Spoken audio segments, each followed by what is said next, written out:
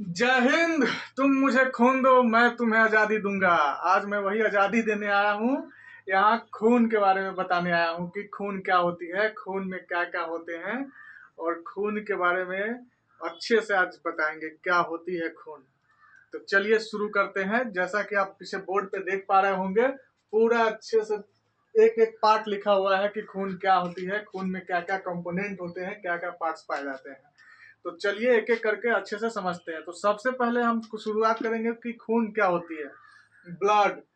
Blood का definition क्या होता है, सबसे पहले ये जानने का कोशिश कीजिए ब्लड का डेफिनेशन क्या होता है। तो सुनिए, सबसे पहले ब्लड जो होती है, ब्लड एक प्रकार का संयोजी उत्तक होता है। बोले तो कनेक्टिव टिश्यू होता है। ब्लड कनेक्टिव टिश्यू होता है जिसमें कि erythrocyte, leucocyte and thrombocyte. Erythrocyte का मेडिकल नाम है इरिथ्रोसाइट, जिसको लाल रक्त कोशिका कहते हैं।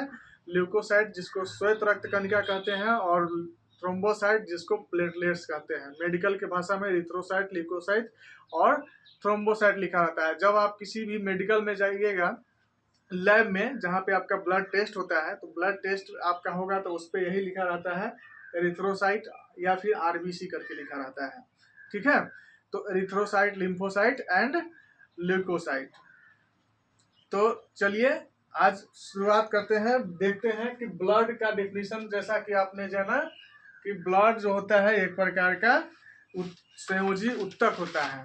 इसका अगर इंग्लिश में डेफिनेशन देना चाहिएगा तो इंग्लिश में भी इसका डेफिनेशन दे सकते हैं आप।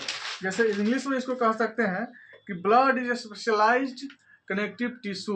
Blood is a specialised connective tissue. Blood एक प्रकार का, एक विशेष प्रकार का कनेक्टिव टिश्यू यानी विशेष प्रकार का संयोजी उत्तक है, जिसमें जो है कंसिस्टिंग ऑफ फ्लूइड मैट्रिक्स, जो कि फ्लूइड मतलब तरल पदार्थ अपने अंदर में रखता है, fluid matrix in and plasma, red blood cell, white blood cell and platelets.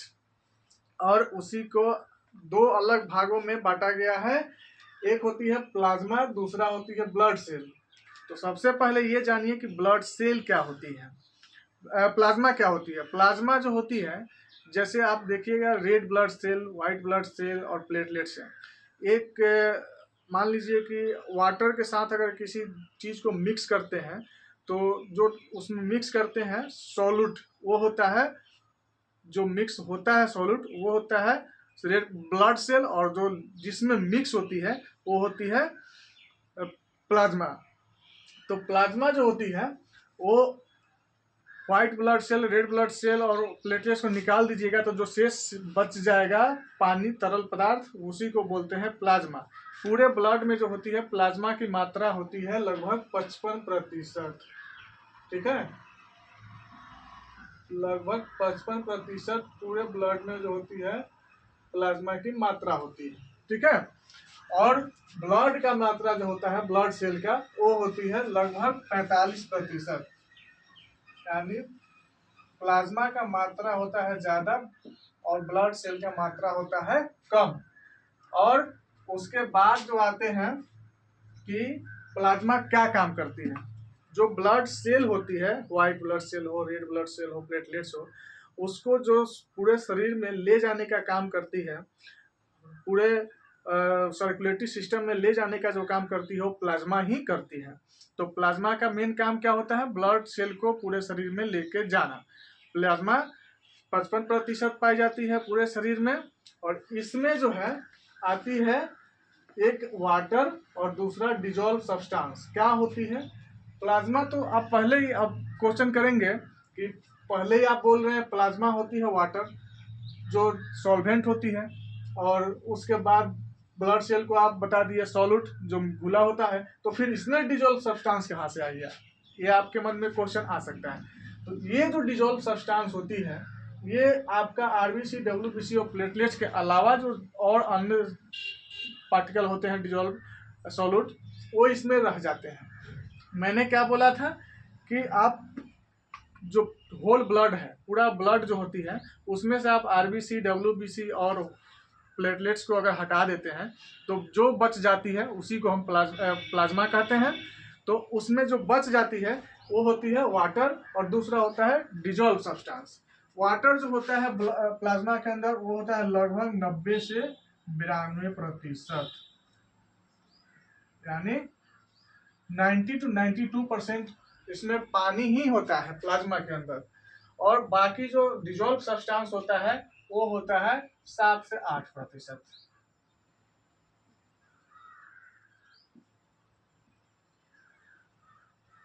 7 से 8%। और जो वाटर होती है वहाँ वाटर का काम खत्म हो गया, वाटर वहीं पे। और जो डिजोल्व सब्सटेंस होते हैं उसमें क्या क्या डिजोल्व होते हैं, क्या क्या घुले होते हैं, इसके बारे में जानिए। सबसे पहले जो इसमें घुला हुआ सब्सटेंस होता है साल्ट होता है। साल्ट सीधा सी बात समझिए, नमक। हम जब ब्लड कहीं शरीर में अगर कट जाता है, छिल जाता है, मान लीजिए कि आपका अंगुली में कहीं कट गया है और उसको अगर आप ब्लड को लेकर थोड़ा सा अगर जीभ पे रखिएगा तो आपको उसका स्वाद थोड़ा नमकीन लगेगा। क्यों लगता है नमकीन? उसका जवाब यही है कि ब्लड में जो होता है साल्ट का मात्रा पाया जाता है, इसीलिए ब्लड नमकीन होता है। और इसीलिए ब्लड का पीएच मान भी जो होता है, पोटेंसी ऑफ हाइड्रोजन जिसको बोलते हैं, वो 7 से ज्यादा होती है। यानी ब्लड का पीएच मान जो होता है वो 7.4 होता है। पीएच जो होता है 7.4 होता है, ठीक है। ब्लड का पीएच वैल्यू जो है 7.4 होता है। और जिसको बेसिक बोलते हैं, यानी क्षारीय, हिंदी में लिखिए, बेहतर समझिए, ये होता है क्षारीय। क्षारीय कहने का मतलब आप इतना अगर केमिस्ट्री का बेसिक चीज जानते होंगे तो ये चीज आप जानते होंगे कि जो पीएच मान होता है, किसी भी चीज का पीएच मान अगर 7 है तो न्यूट्रल है, ना तो वो एसिडिक है ना बेसिक है। और अगर पीएच मान 7 से ऊपर है तो वो क्षारीय है, यानी बेसिक है। हिंदी में बोले तो क्षारीय, इंग्लिश में बोले बेसिक। और अगर 7 से कम पीएच मान है तो वो होता है एसिडिक, यानी कि अम्लीय। और क्षारीय का गुण होता है कि वो नमकीन लगता है स्वाद में, और जो अम्लीय होता है वो खट्टा लगता है स्वाद में, ठीक है। तो ये जो होता है साल्ट, ये डिजोल्व सब्सटेंस होता है प्लाज्मा के अंदर। और दूसरा जो सब्सटेंस होता है डिजोल्व, वो होता है फूड। फूड में क्या क्या आ सकता है? फूड में ऐसा नहीं है दाल चावल इसमें आ जाएगा। इसमें जो आता है वो होता है glucose, amino acid and fat. जो टूटा हुआ एकदम ग्लूकोज क्या होती है शरीर में? शुगर। शुगर जो होती है वो भी ब्लड में मिला होता है एक सही मात्रा में। तो ग्लूकोज होती है, उसके बाद फैट होती है, उसके बाद फिर अमीनो एसिड होती है। अमीनो एसिड ही प्रोटीन बनती है आगे चल के, ठीक है। और हार्मोन, हार्मोन जो हमारे शरीर में जितना हार्मोन सिक्रेशन होता है, हार्मोन किसी भी अंग से स्रावित होती है, तो हार्मोन जो है आगे चलकर बनती है। हार्मोन जो है कि शरीर में ब्लड में भी मिला होता है। जब उसके बाद जो हमारे प्लाज्मा के अंदर मिला हुआ पदार्थ है वो है प्रोटीन। और प्रोटीन जो है आपका 2 तरह की प्रोटीन होती है। हमारे ब्लड में जो मिला होता है प्रोटीन, वो 2 तरह की प्रोटीन होती है, जिसको कि आप एक का नाम फाइब्रिनोजिन और दूसरा का नाम जो है कि आप कर सकते हैं एल्बुमिन। फाइब्रिनोजिन क्या काम करता है कि फाइब्रिनोजिन आपका ब्लड क्लॉटिंग बनाने में हेल्प करता है। ब्लड जो हमारा किसी भी कारण से कट छिल जाता है शरीर में कहीं, तो जमता कैसे है?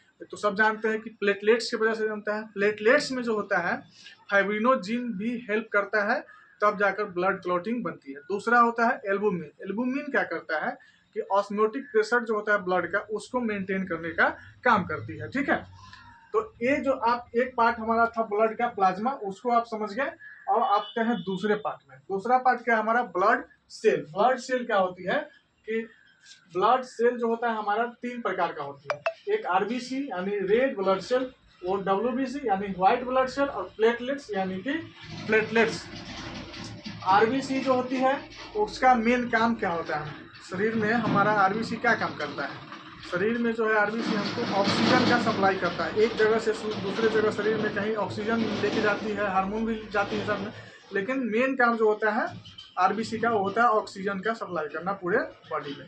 दूसरा जो आता है डब्ल्यूबीसी। डब्ल्यूबीसी क्या होती है?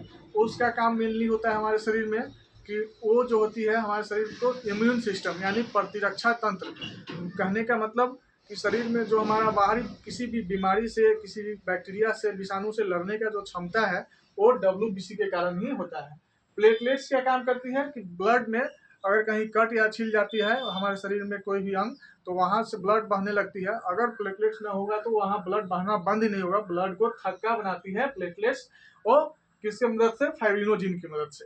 और उसके बाद जो आता है फिर WBC का फिर अलग अलग पार्ट होता है। जैसे आप जाते हैं किसी भी डॉक्टर के पास, आपका कोई ब्लड टेस्ट करता है वो लैब वाला, तो उसमें आपका लिखा होता है, जैसे आपको सर्दी खांसी बुखार हो या फिर कोई भी चीज़ में आपका इन्फेक्शन हो जाता है, तो उसमें आप एक चीज़ देखिएगा कि आपके शरीर में न्यूट्रोफिल होता है, स्नोफिल होता है और बेसोफिल होता है।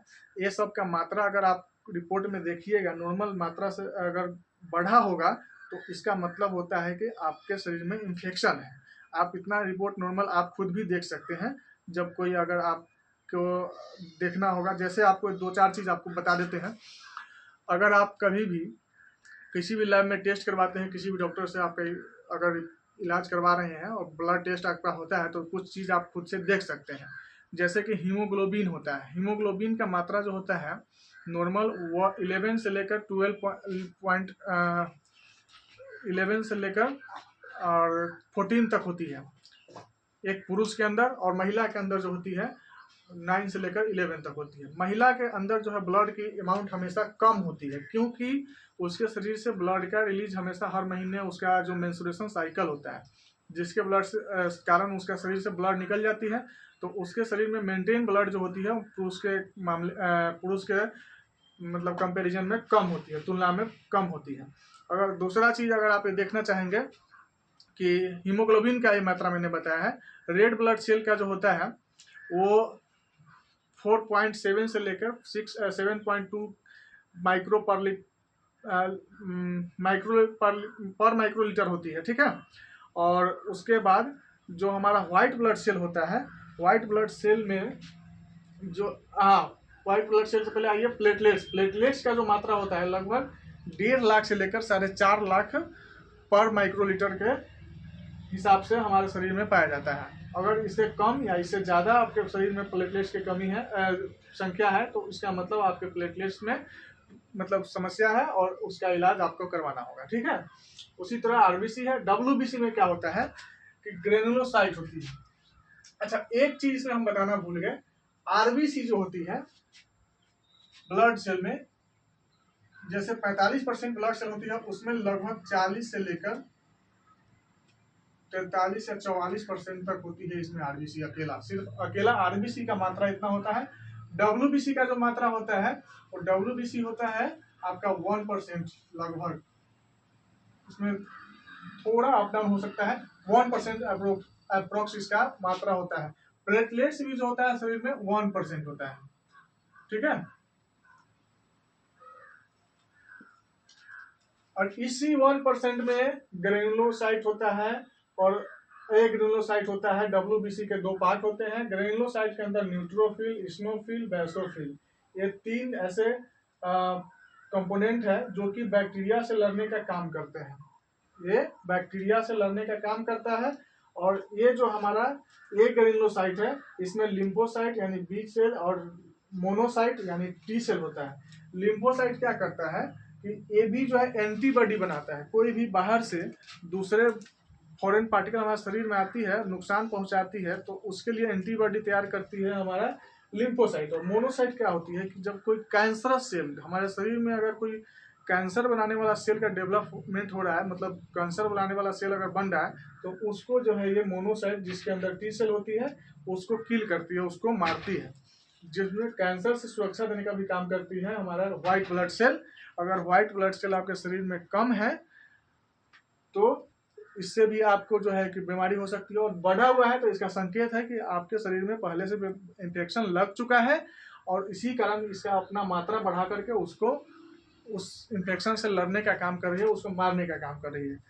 तो ये थी हमारे ब्लड का बेसिक सी जानकारी। ब्लड जो होता है, एक चीज़ जानकारी और लीजिए, ब्लड जो होता है हमारे शरीर का जितना वजन होता है उसका लगभग 7 से 8% जो होता है हमारा ब्लड का अमाउंट शरीर में होता है। ठीक है, तो ये थी आज ब्लड के बारे में डिटेल, और आगे फिर हम नेक्स्ट पार्ट में आते हैं दूसरे टॉपिक पे। ठीक है, धन्यवाद।